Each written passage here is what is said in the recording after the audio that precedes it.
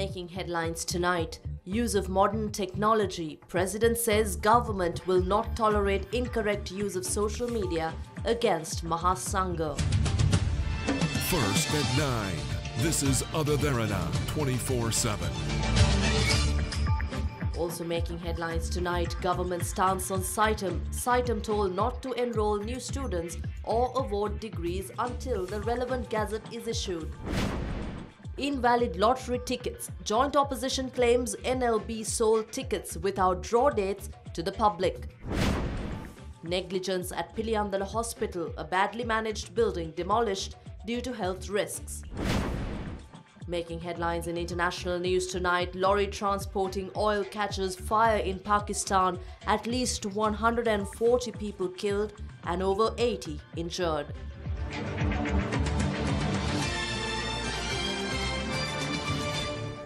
We have news from Pakistan where a lorry overturned, killing several, while developments have been reported of the Qatari crisis too. I'm Indivari Amwat and we begin tonight's broadcast with your local news.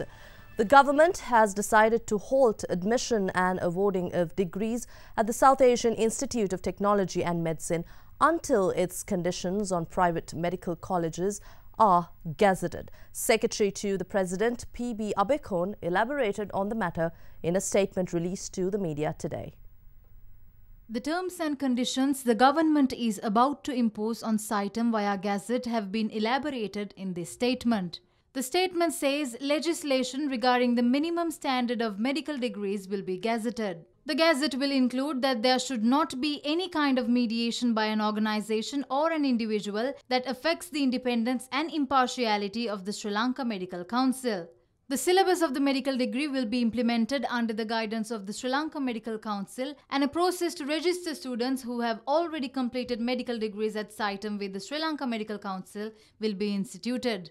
Obtaining advice from the Attorney General in order to submit the stance of the government on Saitam to the Supreme Court. Provisions to change the administration structure of Saitam to a joint project of the private and public sectors will be included in this Gazette. Furthermore, the statement confirms that the process of taking over the Neville Fernando Hospital by the government is currently underway. The statement describes that Saitam will either be listed on the stock market in order to raise funds or converted to a trust.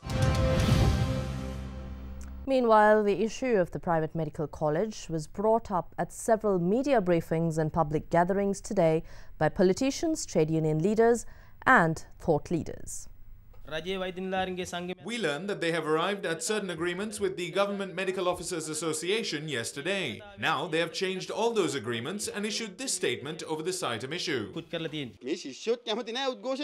The students do not want to engage in protests, but the government is not listening to their issues. The government should stop making light and instead take a firm decision on how to solve this issue. The people do not understand the value of free education, and people who are uneducated engage in violence. They have destroyed the country simply because of a money-making institution, because the daughters-in-law and sons of government ministers are studying in that money-making institution, and because of the arrogance of politicians. The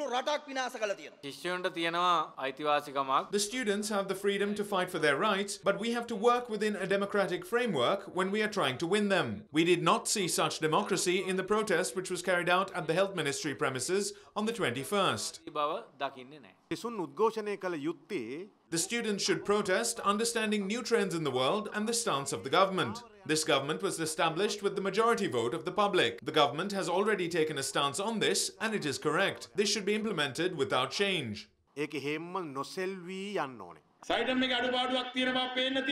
is clear that there are defects in the Saitam institution. It is the responsibility of the government to recorrect it. It is clear that the President has already done so. And President Maithripala Sirisena emphasizes that criticism of the Mahasangha using modern technology will not be tolerated. The President made this statement while addressing a function in Kaluthara this afternoon.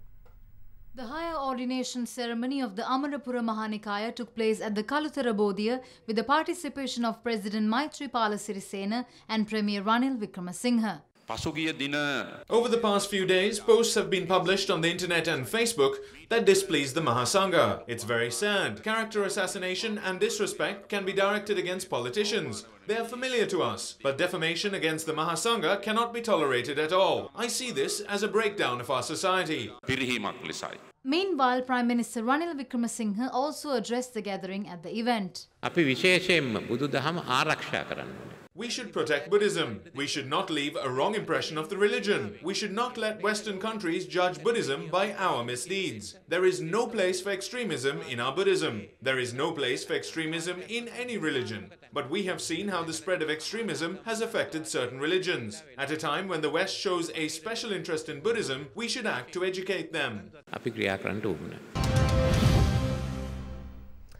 Also, last night, President Maithripala Sirisena said Cuban bacteria are only a temporary solution in the fight against dengue. The head of state pointed out that if the use of BTI bacteria was a perfect solution, dengue would by now have been eradicated globally. President Sirisena made these comments while participating in a live program with journalists yesterday.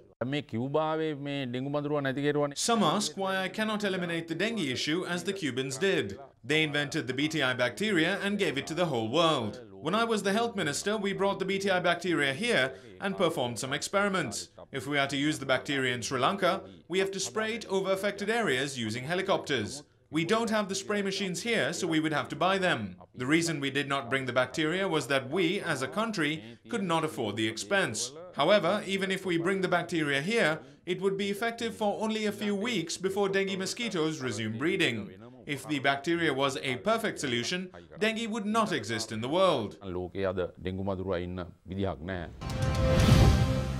Well, with reports of dengue on the rise across the country, it is of utmost importance that hospitals remain safe, not only for patients but also for the public. What surfaced during a Shramadana campaign held today at the Piliyandala Divisional Hospital was an all too common example of negligence leading to untold risks. A Shramadana campaign was held today at the Piliyandala Divisional Hospital with the participation of volunteers including Western Provincial Councillor Roger Senaviratna.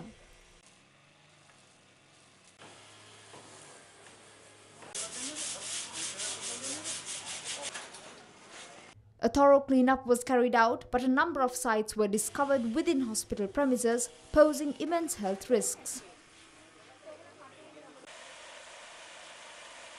An abandoned building formerly used as doctors' quarters was found in an extremely dilapidated state. The building, owing to damp conditions, was a potential mosquito breeding ground. Hospital staff alleged that the Secretary of the Western Province Ministry of Health had not granted permission for the demolition of the building.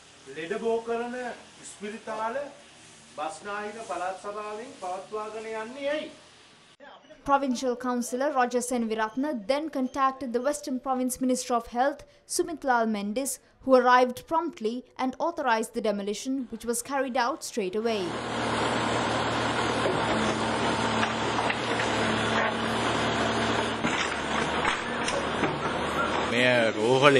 There are several shortcomings in this hospital. A hospital should be a clean place.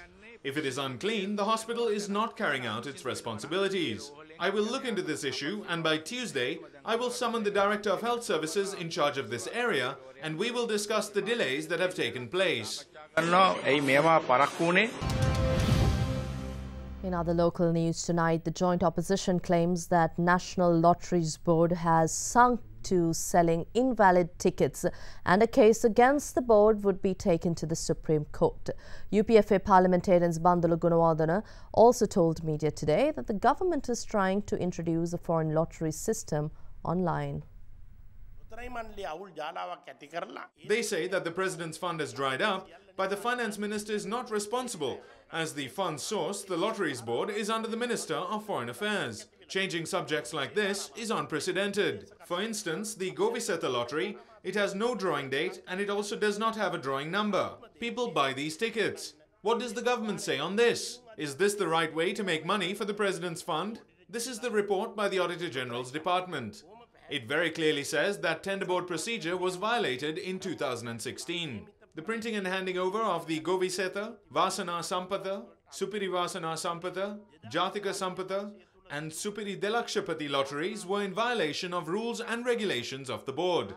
It is not me, but the Auditor General who says that the Finance Management Department of the Treasury has failed to monitor the lotteries.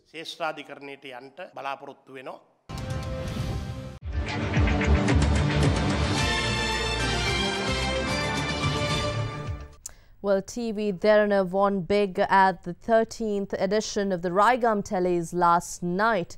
The awards ceremony was held at the Nelumpokuna Theatre under the patronage of President Maithripala Sirisena.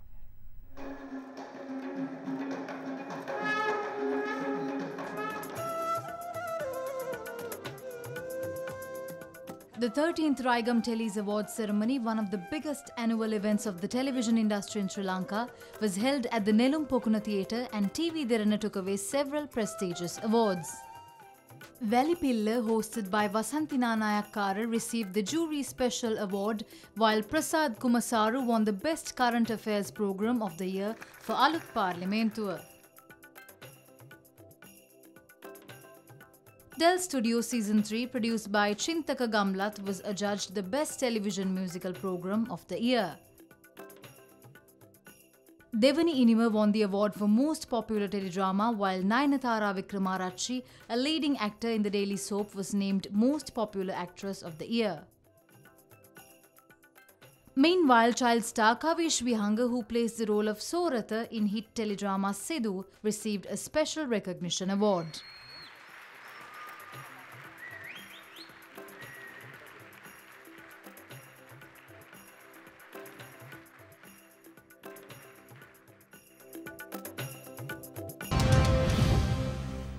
Moving on to other local news, the All Island Dairy Farmers Association launched a protest today in Dambulla, claiming that dairy farmers face a lot of problems that have so far been ignored by authorities. The protest commenced at the Dambullugama Stadium and culminated in the centre of town, disrupting traffic on the Colombo-Dambulla road for a few hours.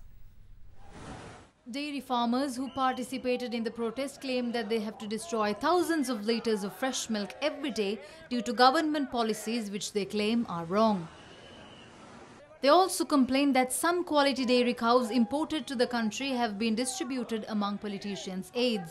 Farmers were informed that they are invited to a discussion at the President's Secretariat on the 29th of this month, which Farmers Association National Organizer Namal Karunaratne confirmed they will attend.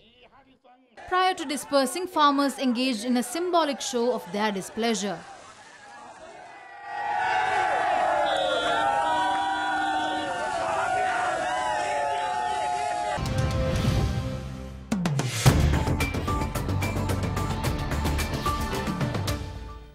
Minister of Foreign Affairs Ravi Karnanayaka says that commercial diplomacy has a major role to play in the development of the country. The minister expressed these views convening a media briefing at the UNP headquarters today. The best way to develop the country is through commercial diplomacy, which we have to market properly as we move forward. We have 64 embassies around the world. We hope to improve them by closing some and improving the rest. Our aim is to create 70 embassies.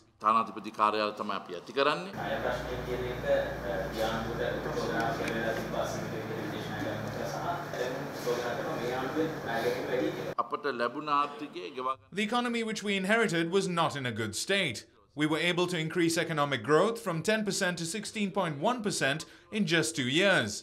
This is not because of new taxes or VAT which was imposed 6 months ago. Revenue increased because the money leaking due to corruption was returned to the Treasury.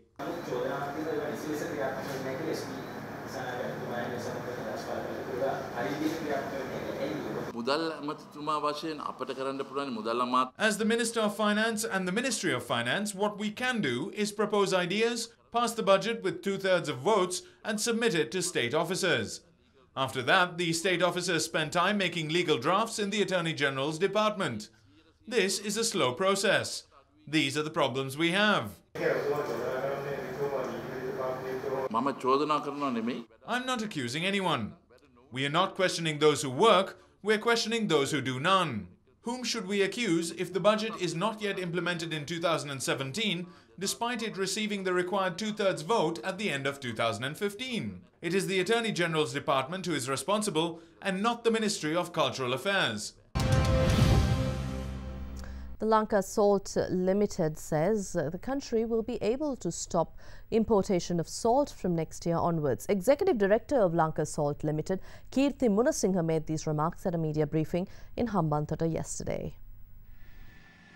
Arranging a session for the media to see its production facilities and equipment, Lanka Salt Limited's management revealed that the new plants have been built to ramp up salt production and the necessary infrastructure has already been arranged. We expect to make the country self-sufficient in salt soon. The salt consumption in the country per year is 120,000 metric tons. Another 30,000 metric tons are being used in the industry sector and other fields. The country's entire requirement is 150,000 metric tons annually, but we are sure that we can satisfy the consumption requirement of 120,000 metric tons with our production. We can assure the government that we will not need to import salt in 2018. At present, we import two categories of salt, table salt and sand-free salt. We need vacuum plants to produce sand-free salt, which we are going to set up in 2018. From then, there will be no need to import salt.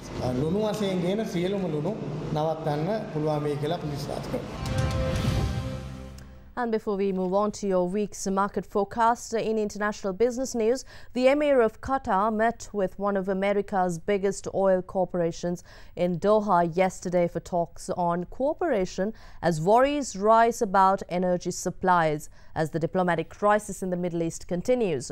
Qatari media reported that during the meeting, bilateral cooperation was discussed, as well as means to develop ties in addition to the latest developments in the energy sector. And during the trading week concluded on Friday, diversified sector recorded the highest sectoral turnover, while the second highest was seen in manufacturing. Foreign participation accounted for about 65% of total weekly market turnover. Let's now take a look at how the Colombo Bulls will perform this coming week with the Achyutan Srinagan from First Capital Holdings. Buying interest in the stock market is strong at the moment with the increased participation in the local interest with high net worth, and we are starting to see in big way, and we see the significant improving the local participation, improving the overall buying interest in the market, and we expect the foreign buying to further increase in coming weeks. The bullish trend in the stock market may continue in coming week as well. We expect profit taking in selective counters.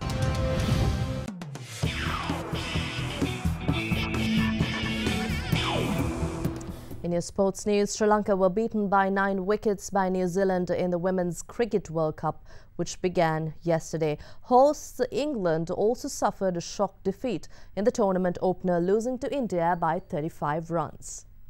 New Zealand against Sri Lanka. Sri Lanka started brightly despite being underdogs, moving to 141 for 1 as they looked to overturn an 0 for 9 record against New Zealand. A low catch from Susie Bates saw off Chamari Atapattu for 53, and Holly Huddleston ran riot among the Lankans' middle order as she picked up 5 wickets.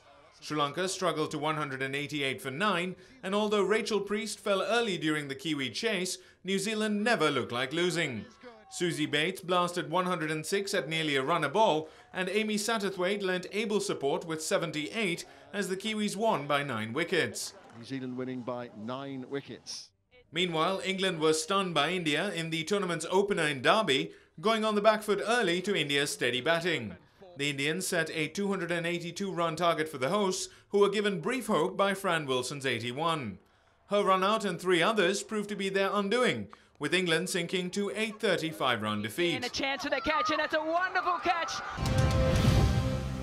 And as Sri Lanka begins the search for a 9th head coach in 6 years, cricketing legends Kumar Sangakkara and Mahela Jayawardene have questioned the circumstances that led to Graham Ford's departure from the role. The veterans expressed their views via Twitter, responding to questions regarding the exit of the head coach.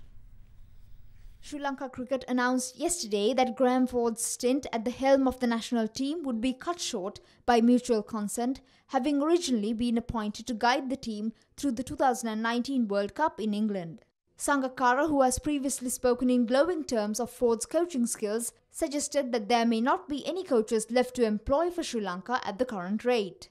In response to a BBC reporter's claim that Ford had resigned after being denied a request to make internal administrative changes, Jayawardena described the South African as a fantastic coach and a loss for Sri Lanka.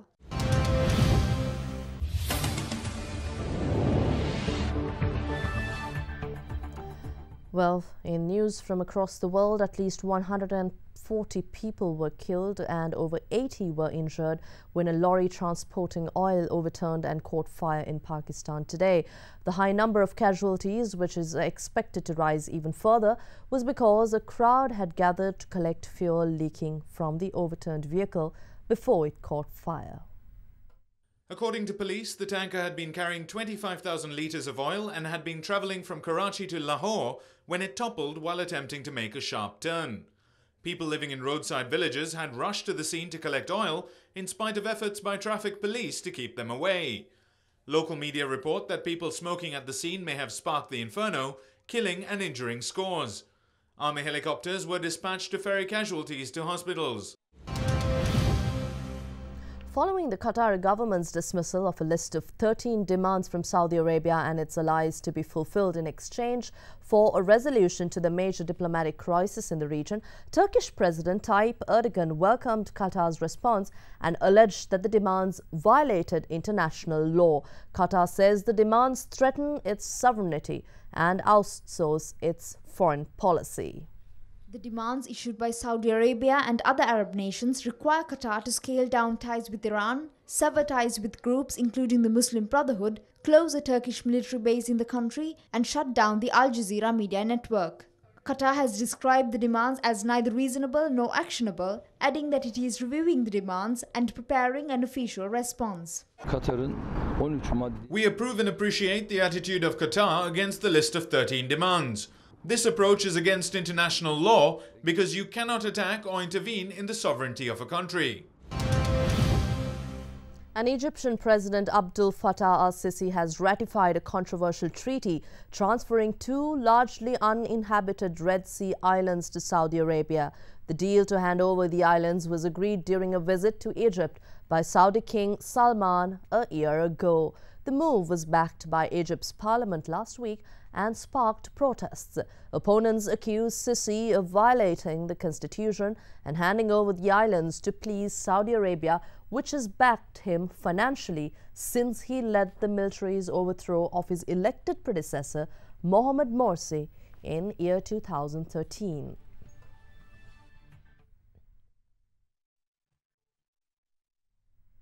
Here's a look at a few other local stories and world stories rather making news from across the world. Westminster officials say the British Parliament was hit by a cyber attack. The sustained hack began on Friday night, prompting officials to disable remote access to the emails of MPs, peers and their staff as a safeguard. Government sources say the attack now seems to have been contained, adding that they will remain vigilant. The United Nations warns that Yemen is now facing the worst cholera outbreak anywhere in the world. A UN statement says the number of suspected cholera cases in the war-torn country has exceeded 200,000 and more than 1,300 people have died so far, a quarter of them children. Australian police fired pepper spray to break up clashes between right-wing nationalists and anti-racism protesters on the streets of Melbourne today, in the latest demonstration held by anti-immigration groups in the country. Australia has seen a rise in far-right activist groups and political parties opposed to immigration following a number of attacks by homegrown Islamist radicals. And that's all on your primetime news at 9 for tonight. And before we go, we'd like to leave you with visuals of wildlife captured by infrared and remote cameras in China, from birds, bears and deer to the rare endangered snow leopard. Take a look at these visuals. We'll leave you with that. Have a pleasant evening. Stay safe. Good night.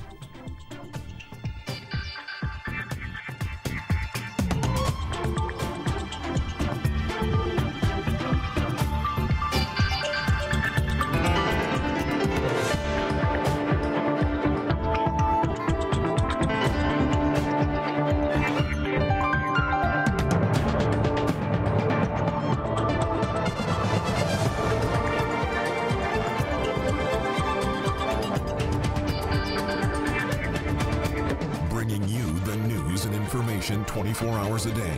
This is Sri Lanka's premier news channel, Derana 24/7.